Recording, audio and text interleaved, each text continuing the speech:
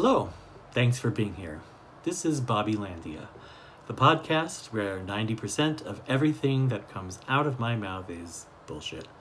And your job is to find the pearls of wisdom in the remaining 10%.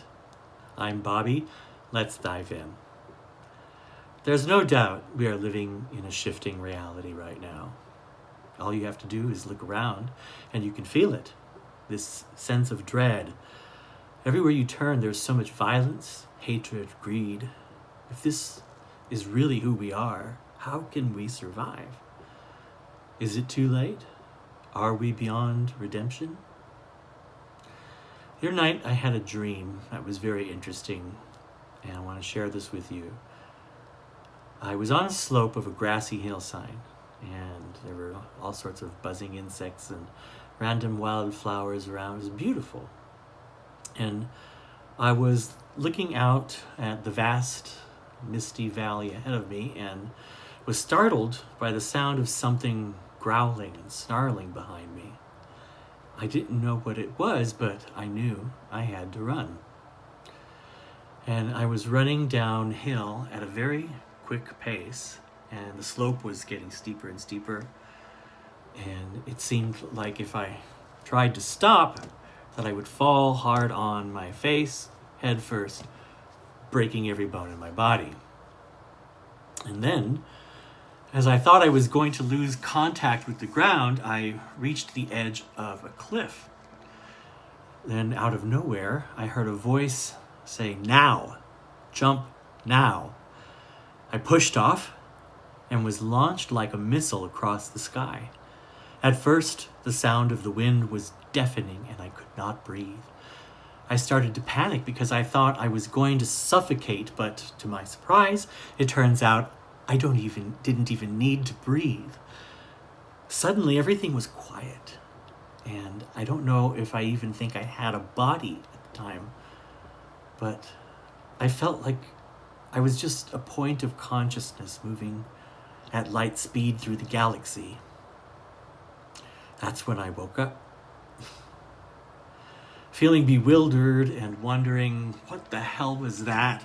I tried going back to sleep, but I couldn't shake the feeling of being conscious without needing to breathe. So weird. I was afraid that if I fell asleep, I would forget to breathe. We've been through so much in the last couple of years, and somehow we've survived. And here we are, scratching our heads and wondering, what now? Where is all this leading to? What is the trajectory of human evolution? Well, the Earth is 4.5 billion years old. Humans have existed here for, a few million years. We're like a hiccup in the lifespan of the Earth so far. And look at what we've done. It's been said that human behavior is driven by a kind of binary code, but instead of ones and zeros, it's away from pain and toward pleasure. Whether it's brushing our teeth, going to work, deciding whether we want to have chicken or instead of fish for dinner, all decisions are basically a combination of away from pain and toward pleasure. We arrogantly claim to be the paragon of intellectual life, but what is it about us that makes us different? We make sense out of the world by grouping information into contrasting fields of light and dark, of good and bad, trough and crest. It's all patterns and waves, and we notice them. And that's how we create the world, literally, by noticing it. So, where is this leading to? Well, we as a society and as individuals are constantly chased by the monsters of our past.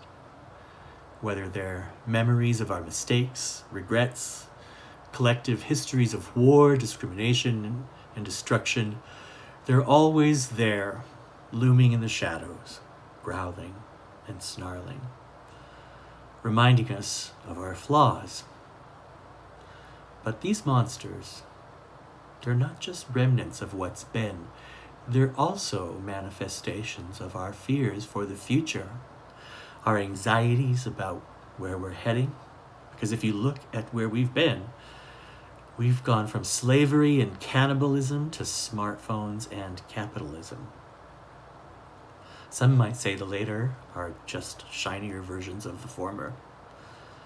Rugged individualism, the industrial revolution, free enterprise, competition to be the best, have the most power, all of that has gotten us to where we are today, faced with existential threats like climate change, political turmoil, and social divides. These are the monsters, and we can't run from them any longer. Will we cower in defeat and be devoured by our own hubris? Or will we take the leap, trusting that the human spirit has enough force to lift us out of fear and darkness to explore the stars? What if, as rocky as it seems, this is actually the right path to a new Earth? COVID, Trump, war, AI, social unrest. Could it be that this is just what we have to go through in order to get to where we want to be? I think we have to let go and stop trying to control everything. Imagine shooting an arrow at a target. You get the target in sight, you pull back on the arrow, you take aim, you exhale, and release. Once you let go of the arrow, you have no control of what happens next. The things we clutch so tightly, our fear, our judgment of others, our identities, they weigh us down. Holding on to them might give us a false sense of security, but they're the very things that are keeping us from soaring. If we don't let go of the arrow, we'll never know. Of course, no one ever tells you that you can just walk over to the target and stick the arrow in the bullseye, because that would be cheating, right? No, would it? If the objective is to simply get the arrow into the target, then there's nothing stopping you from just walking over there and sticking it in. Wouldn't that be the easiest way? But by taking the easiest way, you would never get good at shooting an arrow into a target from a distance, which is an important skill to have if you're into shooting things. Either way, we have to make a choice. Do we stay here? Do we stay where we are, paralyzed in our fear, afraid to be consumed by monsters of our past? Or do we leap forward, taking the risks and embracing the opportunities, hoping that when the time comes, our wings will indeed work? The arrow's path will be true, and we will triumphantly realize our potential. It can be hard to have hope when we look around and see so much evil in the world, but remember, evil is loud. It screams and it howls. It demands to be recognized, validated, and justified. But goodness is humble, quiet, and gentle. It doesn't draw attention to itself, so it doesn't stand out as much. You have to train your eyes to see it. You have to look not just at the black letters on the white page, but the spaces between them. Spaces between these pauses hold stories of hope, resilience, and humanity. Once you learn to recognize goodness in the silence, in the spaces, you begin to realize there is balance in all things.